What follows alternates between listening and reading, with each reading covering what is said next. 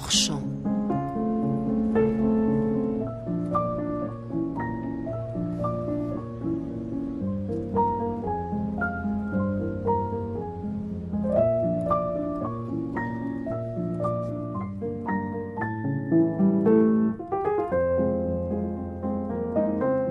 Hors-champ, bonsoir à toutes et à tous et merci de votre fidélité. Hors-champ ce soir en compagnie de Youssef Sedik.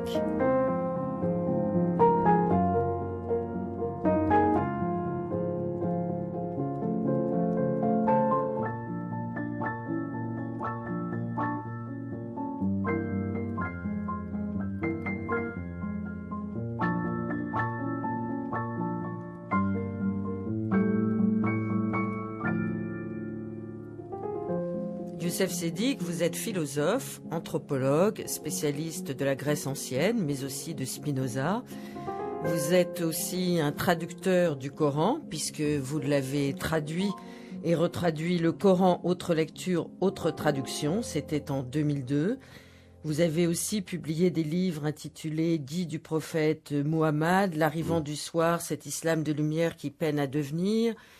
Cet ouvrage fondamental que j'ai relu à l'occasion de cet entretien et qui prend une signification tout à fait particulière aujourd'hui, après le drame qui nous a endeuillés, nous n'avons jamais lu le Coran, mais je voudrais partir de votre enfance et de cet apprentissage du Coran. Comment se faisait-il à Tozeur, dans votre Tunisie natale, Youssef ? Il se fait, à mon avis, très mal pédagogiquement, dans le sens où on a des enfants à traiter, donc des fragilités. Et c'est un maître d'école, on est assis, il est toujours extrêmement sévère à propos de n'importe quel petit lapsus calamé, parce qu'on écrit avec une encre spéciale sur un plancher qu'on doit après effacer avec de l'argile, mais ça se passe d'une manière extrêmement rigoureuse. Pour un enfant entre 3 et 6 ans, parce que généralement, avec l'école franco-arabe, c'est une espèce de maternité, c'est un stade de maternité, mais moi j'ai eu une chance extraordinaire. C'est un papa à la fois enfant et responsable. Enfant quand il n'y a pas de problème avec sa progéniture, quand ils sont bien à l'école, quand ils sont polis, etc. Il est vraiment un enfant avec eux, mais quand il y a le pater qui doit sévir, il sévit d'une manière souvent juste, exacte, précise. Il le regrette d'ailleurs après. Quand il y a une bonne raclée, il le regrette. Ce père-là m'a privilégié en m'apprenant le Coran d'abord très tôt, mais dans la joie, à partir de 3 ans. À partir de 3 ans. Donc vous avez appris à lire en lisant le Coran. Oui, absolument. Lire et surtout articuler. C'est quelque chose d'extraordinaire à l'apprentissage du Coran. Ce sont des phonèmes précis, des lettres précises, des sonorités précises, et la déviation vaut punition. N'importe quelle petite déviation. Donc, ce père-là... Punition physique ? Oui. Généralement, sur la plante des pieds, on lie l'enfant avec un bâton au niveau des chevilles, et il reçoit de 10 à 20 flagellations sur les plantes des pieds. Mais moi, je n'ai pas eu ça, donc je poursuis. Ce papa-là, d'abord, il m'a évité les sourates qui font peur, et qui sont généralement, jusqu'à présent, celles qui sont enseignées aux enfants.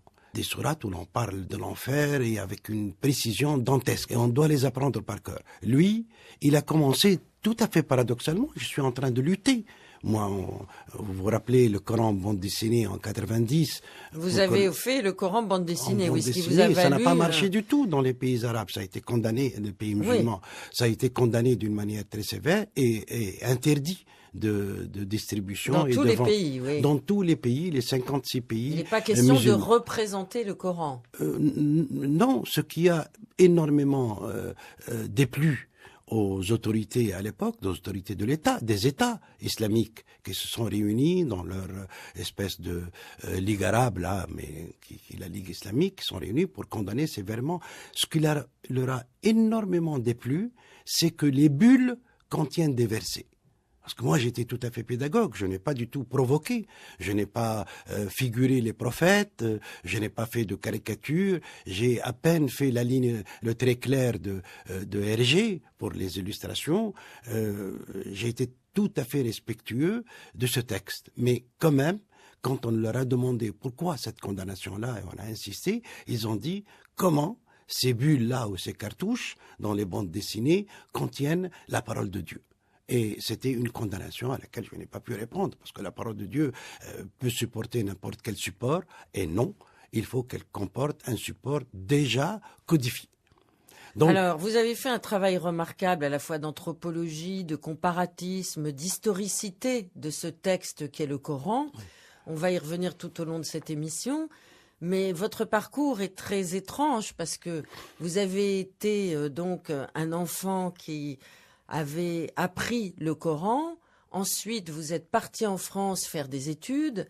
Vous êtes devenu philosophe. Vous avez étudié tout le corpus de la philosophie de la Grèce ancienne. Et ce n'est qu'assez tardivement dans votre vie que vous êtes revenu à ce texte qu'est le Coran pour le rendre quoi? Plus accessible, plus compréhensible, pour le déplier dans ses différentes significations?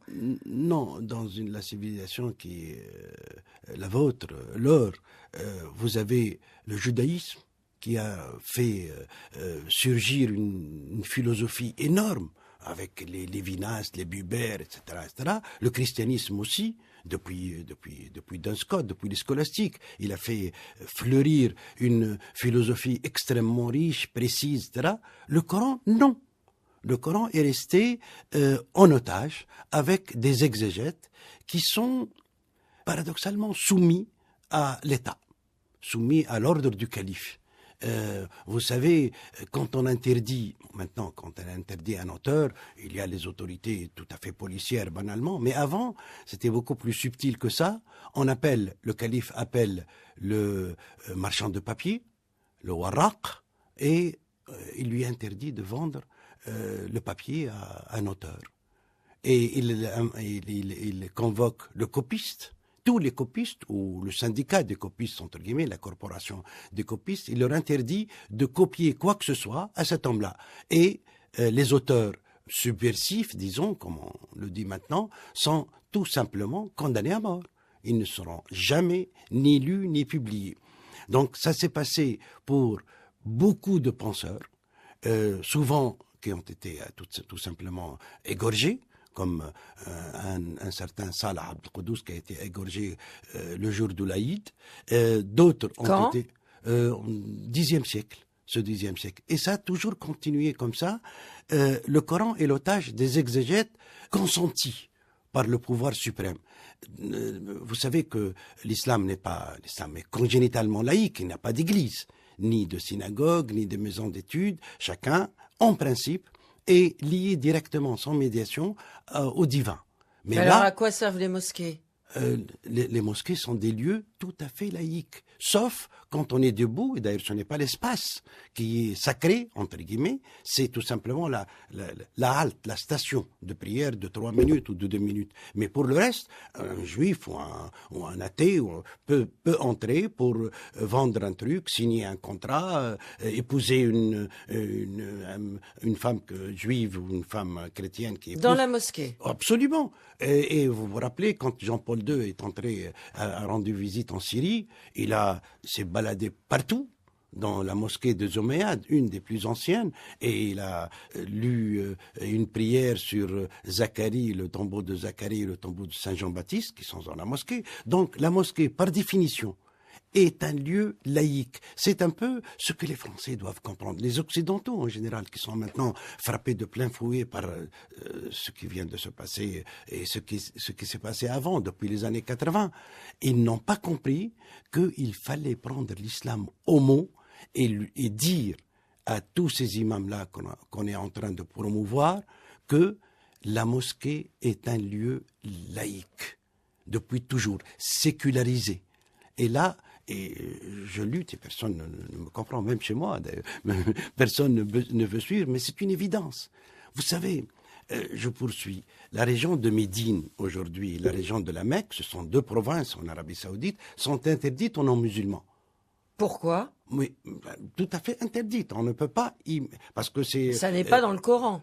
Non, mais pendant tout le règne, entre guillemets, de Mahomet, il avait des rapports excellents avec des juifs qui ne se sont pas convertis. Et il avait une femme juive qui lui a demandé de ne pas se convertir, qui s'appelle Safiya. Et tout cet espace-là, qui est aujourd'hui interdit, était un espace où église, synagogue, des chrétiens, et qui n'appellent jamais Mohammed, parce que le mot Mohammed est un vocable de sacralité, il l'appelait Aboul Qasim, c'est-à-dire le père de Qasim, qui était son fils, le premier de ses fils. Cette période-là, qui est inscrite dans le patrimoine musulman et que tous les imams connaissent, cette période-là est complètement maintenant devenue étrangère à l'histoire et à la mémoire des musulmans. Alors, plusieurs questions, Youssef Sedik. La semaine dernière, il y a eu un article dans les journaux, plusieurs articles qui posent la question de la représentation des musulmans en ce moment même en France, après les attentats et face à la radicalisation. Et tous les cadres de l'islam, actuellement, relèvent des difficultés de travail sur le terrain. Oui. Comment peut-on faire pour pouvoir améliorer la compréhension de cette pratique religieuse et de ce texte qu'est le Coran? C'est un très long travail. J'en ai parlé quand elle était à Tunis, à la ministre de l'Éducation, Najat Vallaud-Belkacem. Et l'idée lui est apparue séduisante, mais elle est très longue à expliquer. Moi, je crois qu'il faut tenir pour que l'espace public soit neutralisé. Même pas laïcisé, neutralisé. L'espace public, il y a tout le monde, et tout le monde est voisin, tout le monde doit vivre ensemble, mais à l'intérieur des lieux de culte, d'abord empêcher les discours incendiaires, les discours qui sont toujours interprétatifs. Revenir à un Coran qui se veut universel, qui le dit. Et il y a un verset qui dit « Nous t'avons envoyé pour tous les univers ». Et certains prennent ce verset-là et cette idée-là qui est contenue dans le Coran pour une volonté de forcer les gens à être musulmans, de répandre l'islam même par la parole. Ce n'est pas du tout admis dans le Coran. Vous savez, il y a un verset très sévère à l'égard du prophète. Et il lui dit, c'est dans la sourate 13, Jonas, et il lui dit, ce n'est pas à toi de contraindre les gens de croire ou de ne pas croire. Il n'y a aucune âme qui croit sans que Dieu l'ait déjà voulu. Et si tu continues à obliger les gens, moi, Dieu, je vous ferai goûter 2 fois la mort et 2 fois la vie. Et tu ne trouveras contre nous aucun défenseur. C'est un verset extrêmement sévère à l'égard d'un prophète qui se voulait prosélyte. Donc le Coran, c'est un texte pour une singularité. Youssef ou Laure ou Ali ou John, quel qu'il soit, une singularité verticale vers cette individualité et un divin qu'il imagine pur, spirituel, etc. Mais l'islam popularisé, je dirais même, c'est étranger au Coran. Comment s'est fait justement cette popularisation, puisque c'est le mot que vous venez d'employer, Youssef Sedik, de l'islam?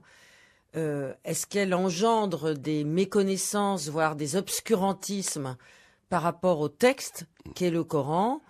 Et commençons peut-être par le commencement, parce qu'il est toujours utile de rappeler quelques vérités élémentaires. C'est ce que vous faites depuis plus de 50 ans dans votre propre travail de philosophe, d'anthropologue, de spécialiste des religions. Rappelons l'historicité de ce texte et comment il est arrivé. Donc vous le dites, Youssef Sedik, ce texte, c'est Dieu qui parle à Mohammed. C'est Dieu qui parle à Mahomet. Et moi, je me rappelle, dans une chaîne très fréquentée en Tunisie, j'ai expliqué cette question de Dieu qui parle.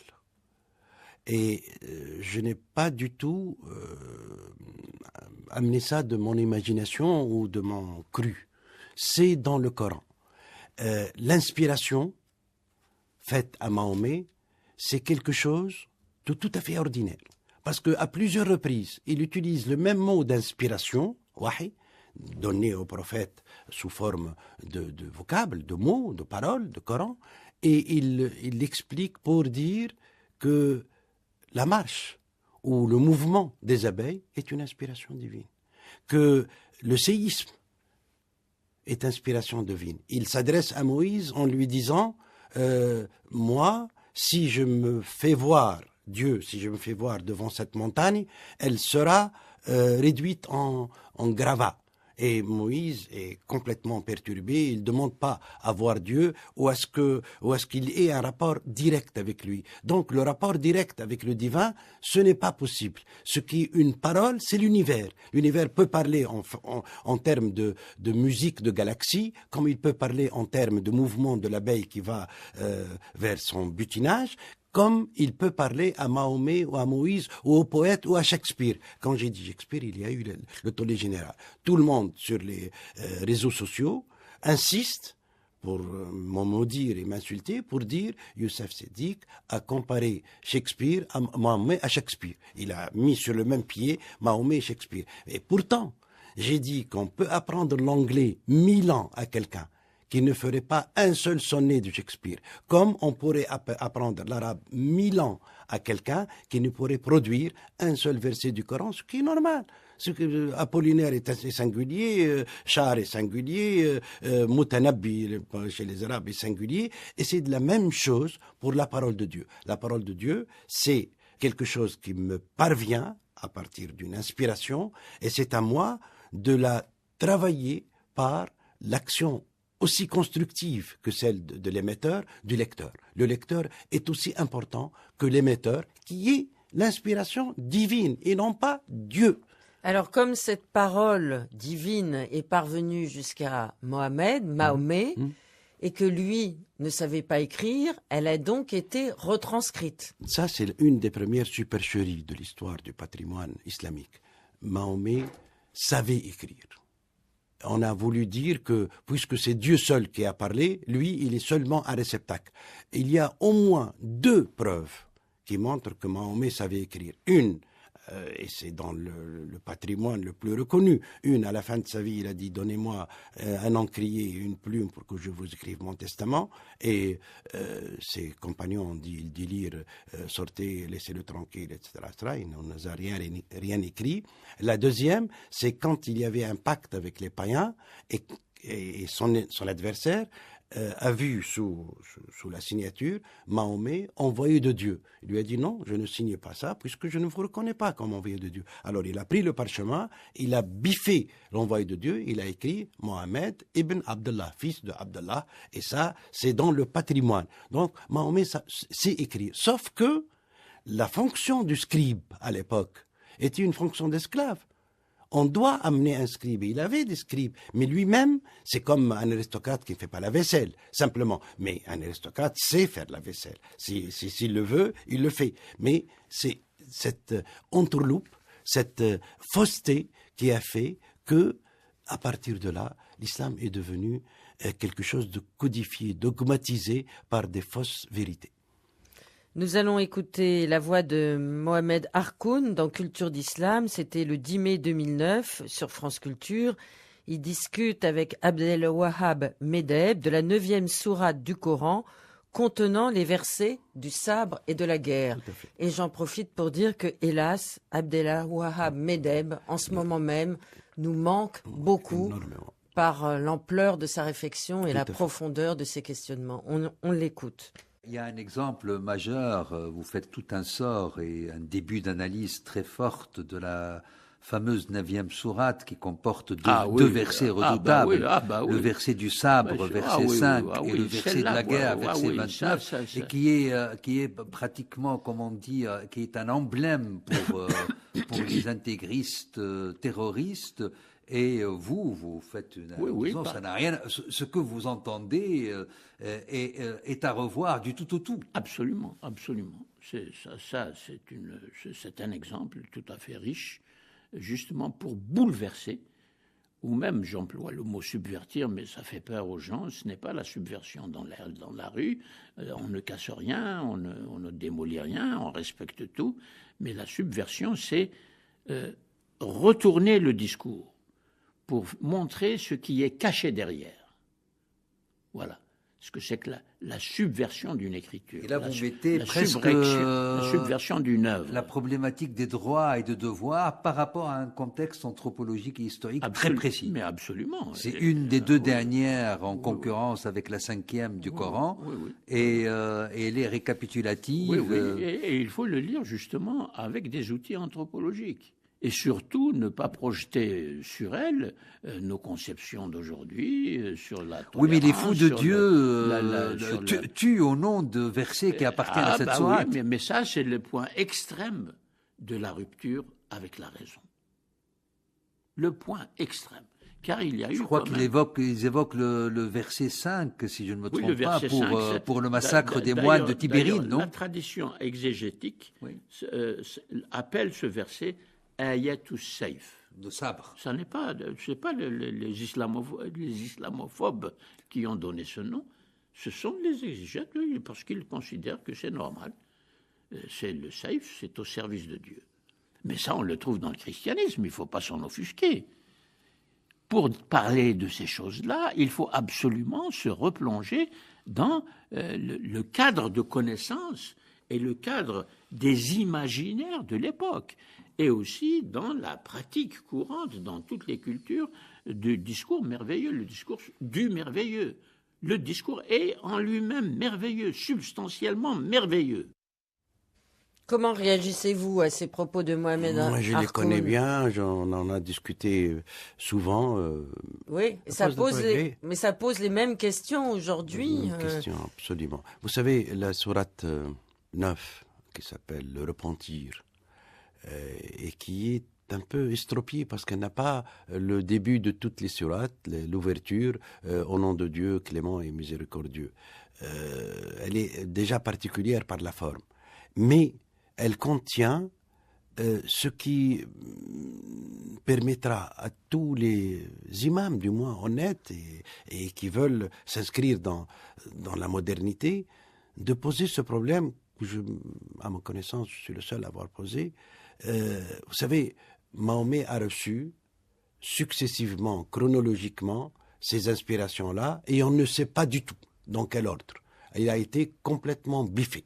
Cet ordre-là a été complètement escamoté, effacé, irrémédiablement effacé. Vous voulez dire que l'ordre des révélations n'est pas chronologique dans le corpus du Coran? Et le troisième calife, non, pas du tout. Et le troisième calife a fait un assemblage selon des critères qui me semblent, et qu'on dit, je ne suis pas le seul à l'avoir dit, qui me semblent complètement arbitraires. Il a commencé par les sourates les plus longues, en partant du début, aux sourates les plus courtes.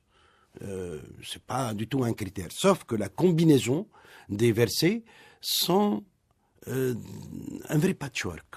On entre dans un sujet, on sort trop tôt de ce sujet-là pour entrer dans un autre sujet, etc.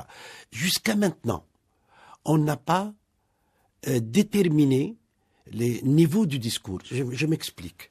Par exemple, quand dans une sourate, il dit « Nulle contrainte en religion », la deuxième sourate, « Nulle contrainte en religion, voici que la raison émerge de la déraison ». Mais c'est très moderne. C'est tout de suite.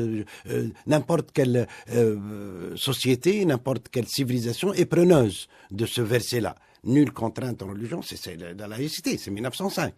Nulle contrainte en religion, voici que la raison émerge de la déraison. C'est un verset texto, je vous le dis texto, une traduction tout à fait honnête. Et juste 6 ou 7 sourates après, dans cette fameuse sourate du repentir, la 9e sourate, il dit « Tuez-les, les non-musulmans, là où vous les trouvez ». C'est le verset 5 dont a parlé Mohamed Harkoun tout de suite là, dans votre extrait. Et là, on ne comprend pas. quelqu'un qui lit le Coran ne comprend pas. On peut prendre l'un ou l'autre. On est un type bien qui adore le vivre ensemble et qui aime son voisin juif ou chrétien. Il lui dit, bon, nulle contrainte en religion, tu es mon ami, etc. Et ça se fait tout le temps, dans chaque quartier du Caire, de Tunis, d'Alger, etc., etc. Ou alors, on prend l'autre, puisque c'est du Coran. On dit, c'est un mécréant, demain, je vais aiguiser mon cran d'arrêt, ou huiler mon revolver et je vais le tuer. Parce que Dieu a dit, tuez-les là où vous le trouvez. C'est parce qu'on n'a pas compris qu'il y a des situations dans le Coran, des niveaux de discours. Il y a des niveaux universels qui valent pour tous les temps. Il y a des niveaux que Mahomet a reçus dans son inspiration à cause d'une bataille précise. D'ailleurs, dans la même sourate, il parle de dunes, cachez-vous de dunes, mettez-vous aux aguets pour les surprendre, etc., etc. Et les gens n'ont pas compris du tout, jusqu'à maintenant, même dans les mosquées. Dans cette fameuse sourate, il dit définitivement, les Juifs seront les adversaires des gens croyants et irrémédiablement des adversaires. Mais ça, il parle des Juifs de Médine. Qui l'ont trompé, et d'ailleurs c'est tout à fait anachronique de dire que Mahomet avait un rapport antisémite avec eux, parce que lui-même était sémite, et la cause de l'antisémitisme n'était pas, si je peux parler de cause, n'était pas du tout à l'ordre du jour à l'époque. Donc il avait une inimitié avec les Juifs de Médine, donc il a dit, ces gens-là sont mes adversaires définitivement. Mais là, c'est hic et nunc. Maintenant, beaucoup de gens maintenant, et peut-être 90% des musulmans, croient que ce verset-là, les Juifs seront irrémédiablement les ennemis des croyants, ils croient qu'elle vaut ad aeternam. Et c'est cela qu'on n'a pas encore étudié et qui est dangereux. Deuxième chose, laissez-moi terminer cette histoire-là, qui est très très grave, mais je m'adresse à tous les imams de France, c'est cette question de l'abrogation. Parce que pour vous dire, non, je n'applique pas le verset sur la tolérance, la non-contrainte en religion, parce que ce verset-là a été abrogé. Comment il a été abrogé? Il a été abrogé parce qu'il y a eu un verset après qui dit « tuez-les là où vous les trouvez ». Et cette question de l'abrogation, qui est une science à part entière dans les sciences coraniques... Alors, vous pouvez nous l'expliquer? Vous voulez dire, Youssef Seydi, qu'il y a des docteurs de la loi musulmane qui... au nom de leur connaissance, abrogent certaines parties du Coran pour n'en garder que, par exemple, les parties les plus guerrières ou les plus violentes. Tout à fait. D'ailleurs, ça s'appelle le verset de l'épée ou du sabre, comme vient de le dire, de le souligner Harkoun. Ce verset du sabre a abrogé, selon tous les doctes et les doctrinaires du Coran, le verset sur la non-contrainte en religion. Et on peut le faire au nom de la loi coranique. C'est tout l'islam, ça. L'islam, c'est basé sur ce verset-là. Ne le prenez pas au sérieux. Ne le prenez pas au sérieux, ils ne disent pas ça comme ça. Ils disent, il ne sert qu'à prier. Mais il ne sert pas à juger. Ce qui sert à juger, c'est celui qui a été l'abrogeant d'un verset. Or, en 1985, quelqu'un a payé de sa vie. Il a été pendu à Khartoum par Noumeiri, le général Noumeiri, le chef de l'État à l'époque, parce qu'il a dit, mais c'est abruti de dire que Dieu a regretté un verset bon, qui est universel, pour le remplacer par un verset particulier et en plus violent, guerrier, inhumain. Et il a expliqué dans un livre qui s'appelle le deuxième message de l'islam. Il a expliqué un petit livre. Il est ingénieur, lui. Il est ingénieur hydraulicien. Sauf qu'il est extrêmement versé dans les trucs coraniques. Il a expliqué que Dieu abroge, effectivement, parce que le mot existe dans le Coran, le mot d'abrogation. Dieu abroge ses signes quand il veut. Ça existe dans le Coran. Il dit, il l'abroge en faisant en sorte qu'il n'ait plus temps de l'appliquer. Ainsi, il donne l'exemple lumineux de l'esclavage. Il y a des versets qui gèrent l'esclavage dans le Coran, qui disent on peut épouser 4 femmes et une infinité de femmes esclaves. Ça, c'est dans le Coran. Mais comment on fait avec ce verset-là, avec l'abolition de l'esclavage, qui a été fait dans certains pays musulmans très tôt, au XVIIIe siècle, pour la Tunisie en 1864 par exemple. Comment on fait pour ce verset? Si ce verset-là est nul et non avenu dans les faits, c'est que Dieu l'a abrogé par le temps, par le progrès, par l'avancement de l'humanité. Et quand Ali Mahmoud Taha, le Soudanais, a dit ça, il a été mis en procès pendant 5 ans, et finalement, malgré beaucoup de pétitions qui l'ont défendu, qui ont au moins demandé sa grâce, il a été pendu. À cause de ça, de ce que je viens de vous dire. Et aujourd'hui, alors? Aujourd'hui, c'est la même lutte. La même lutte. Nous sommes beaucoup d'intellectuels un peu partout, de l'Afghanistan jusqu'à la Mauritanie, en passant par le Caire, même l'Arabie Saoudite, qui a condamné certains exégètes qui l'ont dit. Dieu ne s'amuse pas à jouer aux dames avec nous, il fait apporter des pions jusqu'au moment où elles deviennent doubles, etc. Ce n'est pas ça. C'est vraiment abaisser la fonction divine à un jeu de dames. Et ils l'ont dit, et ils ont été soit exilés, soit contraints à l'exil, comme nous tous, comme Abdelhab Medeb, comme Arkoun, comme moi. On peut pas du tout agir ou réfléchir, ou même réfléchir tout seul, dans un pays qui vous empêche même de dire un mot sur cette question de la dogmatique coranique. Et pourquoi, à votre avis, cette impensée sur... cette interdiction même, vous en êtes la preuve vivante, Youssef Sedik, de l'historicité de ce texte, et pourquoi cette instrumentalisation de certaines parties de ce texte? Parce que je crois que c'est le pouvoir. C'est les pouvoirs, le Coran a été toujours allié au pouvoir. Et en plus, vous m'avez posé la question, pourquoi ce ressentiment?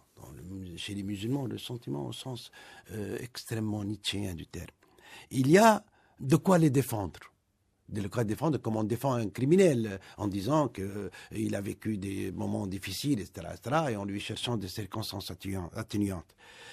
Dès la mort du prophète, il y a eu une atroce guerre civile entre les compagnons du prophète qui s'appelle la Fitna al-Kobra. Là, je cite le beau livre de Hicham Jaït, le Tunisien, chez Gallimard, qui s'appelle La Grande Discorde, l'essence de l'islam politique. Je le conseille pour cette période-là, juste après la mort du prophète. Et la constitution de corpus coranique, de codex, le codex coranique. Après, il y a eu comme une vengeance à l'égard de ce prophète qui a complètement disloqué l'Arabie tribale, païenne, etc., avec un siècle des Omeyyades où rien nous est parvenu consigné par écrit. Rien.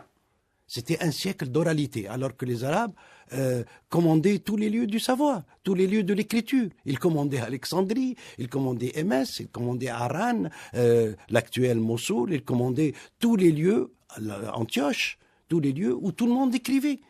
Et pourtant, un siècle, il n'y a jamais eu un seul écrit, un seul document consigné. Après, il y a eu les Abbassides, qu'on appelle un âge d'or, où il y a eu les traductions de tous les Grecs. Euclide, Hippocrate, les philosophes, Aristote, etc., etc. Une période qui a duré un siècle, elle aussi, énorme. Et puis, c'est la nuit. C'est la nuit, d'abord des croisades.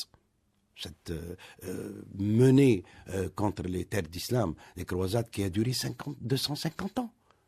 Imaginez, 2 siècles et demi, 9 croisades, où les rois d'Europe venaient guerroyer en personne sur place. Les Philippe Auguste, les Saint-Louis, les Richard Cœur de Lion, etc., etc. Ça a complètement bloqué cette société-là et ça l'a recroquevillée en elle-même. Après, il y a eu, à mon avis, la catastrophe du règne des Ottomans, qui ont désarabisé le Coran. Les gens appliquent quelque chose dogmatiquement et articulent des mots sans connaître le sens. Et eux, ils régnaient surtout. C'était la Pax Ottomana, comme la Pax Romana, partout. Et après, il y a eu le colonialisme. Et maintenant, nous sommes après toutes ces catastrophes-là pour ce monde dit musulman, qui l'ont obligé à devenir comme un animal fossilisé ou en longue hibernation. Voilà ce qui se passe. Maintenant, Il y a des moments... Ce qui se passe, et il y a un seul texte. Pourquoi autant d'interprétations et pourquoi autant d'appropriations vers les extrémités pires qui ne sont jamais contenues dans le Coran, comme c'est ce drame que nous avons vécu. Je vais vous donner la réponse d'un énorme sanguinaire qui s'appelle Tamerlan. En français, il s'appelle Tamerlan. Dans sa langue mongole, il s'appelle Timur Lenk, c'est-à-dire Timur le boiteux. Et cet homme-là était, 6 siècles avant Hitler, un massacreur systématique de toutes les villes et tous les territoires qu'il conquérait, des confins de la Chine jusqu'à l'Égypte. Et l'Égypte, à l'époque, craignait son arrivée. Il sortait de chaque ville en faisant des pyramides de crânes. Et ça, c'est dans l'histoire. Cet homme-là, du XIIIe, XIVe siècle, quand il était aux portes de l'Égypte, le pouvoir d'Égypte lui a envoyé le grand Ibn Khaldoun, le fondateur des sciences sociales et de l'histoire musulmane, celui qui a écrit les Prolegomènes et que les Occidentaux ont déterré, Yves Lacoste entre autres, qu'il a déterré, qui a reconnu son caractère universel. Donc on lui a envoyé pour négocier avec lui. Et quand il a accepté, ce tyran absolument sanguinaire, tout à fait inhumain, monstrueux, a accepté de discuter avec lui. Il a discuté avec lui 35 jours sur le Coran. Lui, il se basait sur le Coran parce que Tamerlan était musulman. Et au bout de ces tête-à-tête entre le tyran et l'intellectuel, le tyran lui a dit « D'accord, vous m'avez beaucoup parlé du Coran. Certes, la parole est divine, mais l'oreille est humaine. » Et c'est ce qui fait que chacun a une interprétation du Coran. Celle qui sévit maintenant, c'est celle qui a été assise et imposée par les pouvoirs tout au long de l'histoire de l'islam. Alors, Youssef Sedik, vous écriviez dans ce livre qui s'intitule « Nous n'avons jamais lu le Coran », à quelle écoute le discours coranique inouï en son temps s'était-il adressé? Comment en jugerait aujourd'hui un contemporain du prophète qui serait muni des moyens de pensée aussi élaborés que les nôtres? Tout l'entourage de Muhammad, partisans et adversaires si culturellement frustre, dit-on, a reçu cette parole dans la surprise admirative. Comment ont-ils fait, ces contemporains de Muhammad, pour arriver à l'intelligence de ce qu'ils entendaient, pour dialoguer avec le Dieu unique rénové, pour se poser des questions et en attendre les réponses? Et je souligne, puisque nous sommes en février 2015 et que ce texte a été écrit en 2002, et comment cette parole en est-elle venue de nos jours pour communiquer du sens, à exiger tant de gardiens du chiffre et tant de prêtres? Voilà. Je vous repose la question aujourd'hui. Je crois... ça va de mal en pis, en fait. Ça va de mal en pis. Moi, je crois que les sociétés libres, les sociétés, et même maintenant, quelque part chez nous, les pays musulmans, en Tunisie, la liberté de parole est réelle. Je crois que... Surtout avec ce que vous vivez en ce moment. Oui. Oui. Parlons de l'espoir qu'incarne ce qui se passe en Tunisie. Oui. Je crois que maintenant, on peut, malgré une très grande résistance de la chose islamique, politiquement parlant, nous sommes toujours minoritaires et toujours incapables d'imposer notre point de vue. À mon avis, ce point de vue-là, si je suis dans un pays libre, dans une antenne où je peux dire ce que j'ai envie de dire, même en Tunisie, je peux le dire et je l'ai dit en Tunisie à plusieurs reprises sur des médias de grande écoute. Je crois que nous avons, pendant 14 siècles, marché, entre guillemets, dans un islam faussé. Il faudrait tout revoir. Tous ceux qui ont imposé une doctrine ou une autre, ceux qui ont stabilisé celle qui sévit aujourd'hui et qui est la plus reconnue, ont reposé tout l'édifice sur quelque chose de faux. Parce que du temps de Mahomet, on avait cette modestie de croire que la parole de Dieu, c'est moi qui l'interprète selon ma situation d'un être faible par rapport au divin, et donc si j'ai un enfant malade, je m'adresse à ce latif, à ce clément Si j'ai devant moi un tyran, je m'adresse à ce puissant, ce tout-puissant qui doit me débarrasser de la tyrannie, etc. etc. C'était l'époque du début de l'aurore de l'islam, et maintenant cette époque-là a été complètement confisquée.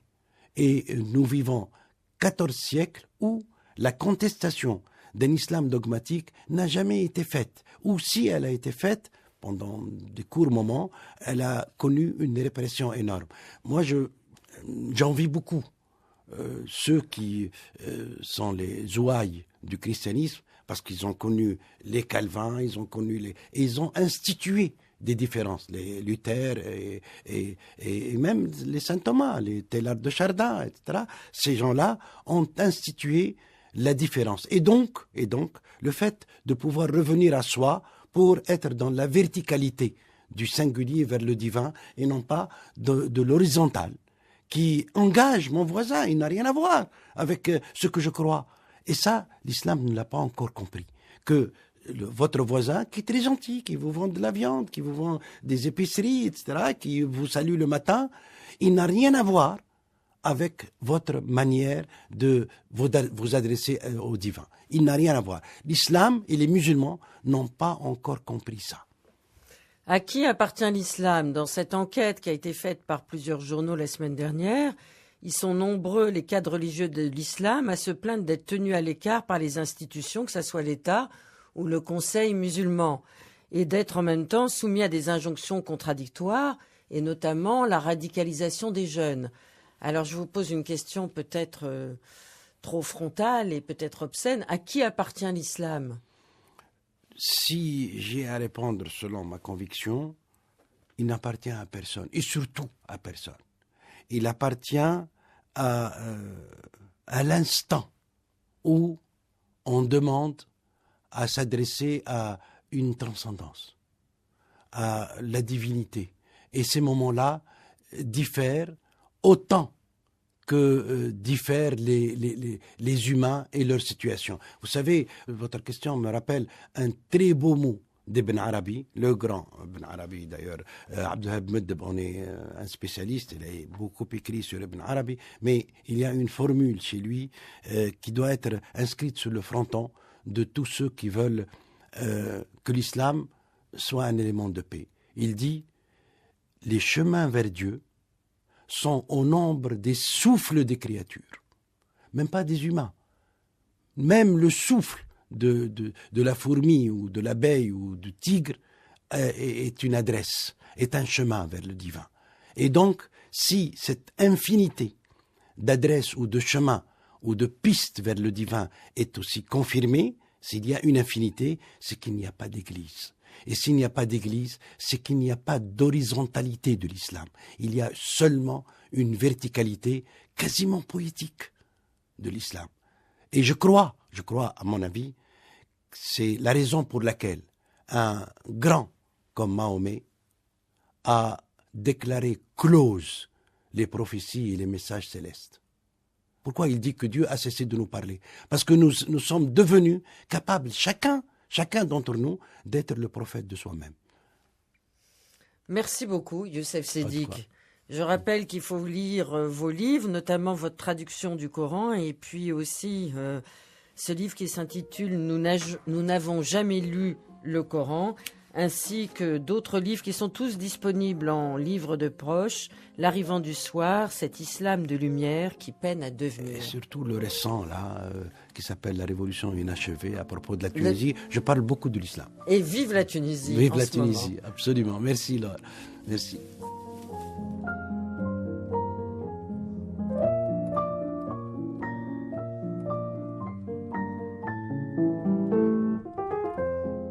Donc, le dernier ouvrage de Youssef Sedik s'intitule « Tunisie, la révolution inachevée ». Merci à Élodie Royer, Corinne Amar, Vincent Lecomte, Jean-Michel Coqui, Anne Kobilac. Vous écoutez France Culture.